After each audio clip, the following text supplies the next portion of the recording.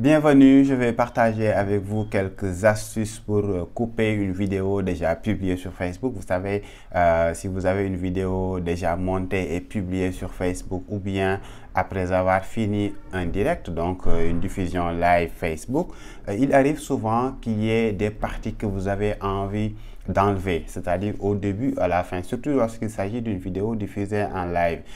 Généralement, au début du live, vous attendez que les gens arrivent, vous mettez du son, de la musique, ou bien tout simplement, vous êtes là en train tout simplement de patienter pour que les gens donc commencent à vous suivre. Ou bien à la fin, vous avez envie de supprimer certaines choses. Sachez que cette fonctionnalité-là existe depuis mois d'août-septembre 2019 sur la plateforme Facebook.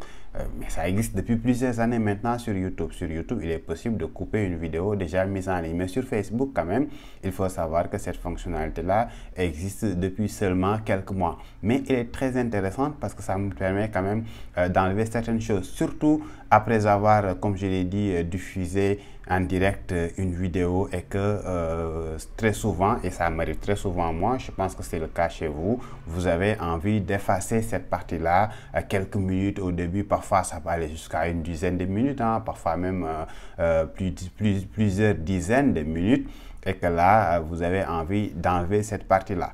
Il n'est pas possible de faire cette modification-là sur les profils, c'est-à-dire les vidéos publiées sur nos comptes personnels. Mais c'est possible de le faire sur les pages. Il y a deux possibilités avec la version classique de Facebook. Vous savez, Facebook a mis à jour sa version web qui permet d'avoir un autre aperçu. Mais avec la version classique déjà, c'est possible de le faire directement à partir de la vidéo. C'est-à-dire si vous êtes sur votre page, il faut être administrateur de la page, bien entendu. Et il faut juste cliquer sur l'option, donc il faut d'abord ouvrir la vidéo. Après, vous avez le menu avec les 3 points. Il faut juste cliquer sur ce menu. Ensuite, vous cliquez sur l'onglet, sur le lien modifier la vidéo, et là vous avez plusieurs fonctionnalités, hein. Le changement de la vignette, donc la miniature, ça je pense que tout le monde sait le faire maintenant. Les autres options, et tout à fait en bas vous avez découpage vidéo, et au niveau de découpage vidéo, là vous avez la possibilité de couper au début ou à la fin. Alors comme je l'ai dit, vous ne pouvez pas faire un montage après avoir publié cette vidéo. Vous ne pouvez pas non plus la remplacer. Mais ce que vous pouvez faire, c'est de couper à partir du moment où vous avez envie que les gens commencent à voir. Par exemple, la vidéo, elle fait 1 heure et que les 5 premières minutes ou les 10 premières minutes, vous avez envie de les enlever après avoir fait votre diffusion. Donc là, vous avez deux possibilités en utilisant par exemple le curseur, hein, qui vous permet de vous positionner là où vous avez envie que la vidéo démarre, ou bien vous choisissez tout simplement à partir de là où c'est marqué 2, là vous mettez la minute ou la seconde, comme ça vous avez le début de la vidéo. À la fin également, vous avez la possibilité de faire la même chose. Par exemple, vous voulez que le live ou la vidéo que vous avez publiée se termine à 5 minutes avant la fin. Là également, vous déterminez l'endroit où vous avez envie que ça s'arrête.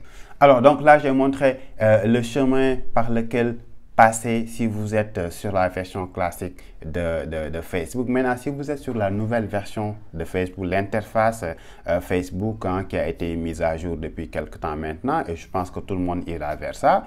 Et là, vous êtes obligé de passer par l'interface qu'on appelle Creator Studio. Alors, Creator Studio, c'est un endroit dans lequel vous retrouvez toutes les pages que vous gérez. Et là, vous pouvez faire des manipulations sur chaque page ou bien une manipulation commune sur l'ensemble des pages. Alors, à partir de Creator Studio, vous cliquez donc sur la page que vous gérez.